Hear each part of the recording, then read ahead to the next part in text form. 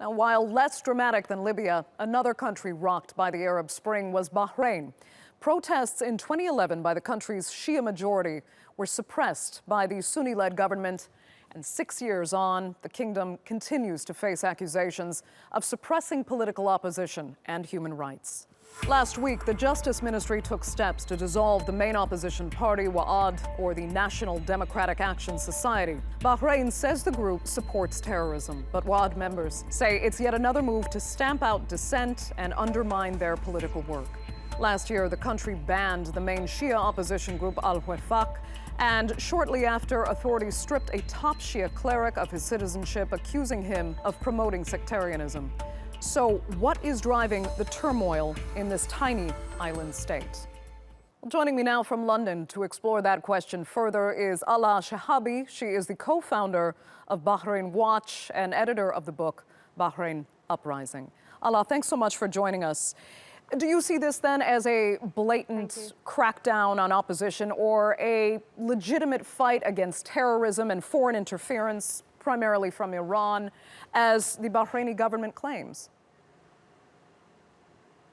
Well, of course, this is a battle for discourse, but the reality on the ground is that the introduction of military courts to try civilians has been condemned by Human Rights Watch, the UN Commissioner on Human Rights. This is a clear violation of the right to a fair trial. And the government has said these are going to be introduce flexibility and speed to the system. Really means that we're returning back to square one, which is having these show trials for civilians, according to, in the name of anti-terrorism, when in fact this is going to be used to criminalize dissent and to basically act as a crackdown to basic freedoms in the country. It just really shows that over the last 6 years, there has been very little progress in the country. If we look at the broader picture, though, Ala, we understand Bahrain is not a liberal democracy, far from it, arguably, but it is stable. And the fear is that your opposition movements could unleash perhaps a more frightening alternative involving sectarian violence and tribal clashes. What do you make of that argument? Well, today, 6 years ago, on March the 14th, 2011, Saudi troops entered Bahrain after 3 weeks of protests. So we're saying that there were mass protests in 2011 calling for a democratic transition, a return to parliamentary democracy, one man, one vote, equal rights for all. It took 3 weeks before a foreign army was invited to come in and try and end all protests. 6 years on, we have seen the increasing use of sectarian attacks in the country, and of course the danger that this spills out. This is a besieged and these are many besieged and vulnerable communities living in small villages around the country. There is always going to be the danger that they resort to more militancy in their own defense, the defense of their land, the defense of their livelihoods, the defense of their freedoms. But when you hear... I mean, 6 and 7 years on, when there's very little signs of hope or any initiative being taken to resolve the conflict between the ruling family and the people, because this is actually what this is about. This is a movement that's been calling for self-determination, a parliamentary democracy. There is a rich history in Bahrain, a century-old history in Bahrain of continuous and episodic uprisings to reach a social contract between the ruling family and the people in which they can live together in harmony and share this island in a way that they can both live in freedom. Okay, but we saw similar ideals and hopes in the Arab Spring uprisings in various countries in the region. Why would Bahrain be any different from Egypt or Libya or Syria? Do you not fear that it could spiral into the same turmoil that we've seen in other states? The difference is that in Bahrain, largely the opposition and the new generation of activists and protesters that have taken to Bahrain have been mostly peaceful. This is an unarmed civilian mass movement that's in the country. They were not asking for anything new. There has been a history of constitutional rule in Bahrain since 1975. These were people saying, we want to return to something that was never finished, a project that was never completed. So it's a much clearer black and white situation in Bahrain. It's a very small island that's bounded territorially by the state. There is no access, the opposition has no access or the desire or the capacity even logistically to take on armed struggle.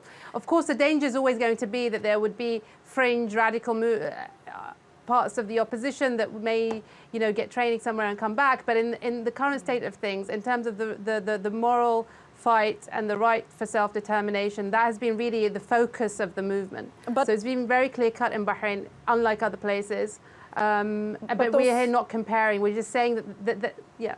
Those fringe radical movements are a very legitimate concern.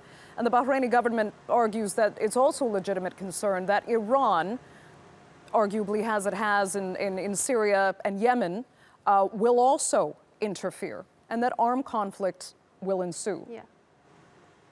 I mean, that's always been the kind of a fallacy that's been propagated by the regime, especially in terms of its propaganda and PR. It's been using the threat of Iranian interference, but when it brought its own independent commission of inquiry to investigate those allegations, there was no discernible evidence, according to its own report, of Iranian interference. And in fact, if Iran was involved, the situation could be a lot worse than it is today. We are not seeing any major acts of violence in the country.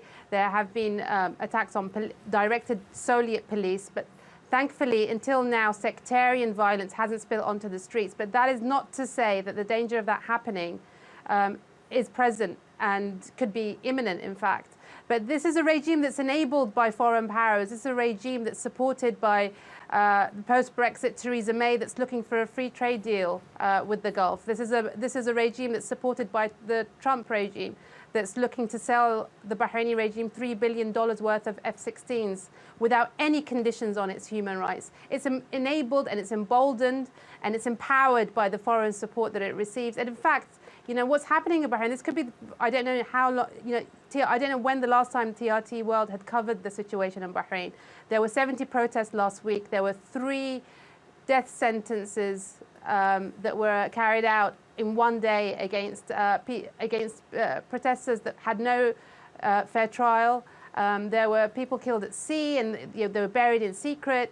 I mean, over the last week, other than the return of the military court trials, there's a closure of Wa'd, which is a secular political leftist party. Okay. And the closure of the opposition completely. Yeah. I'll clarify, though. Are you calling for revolution or reform?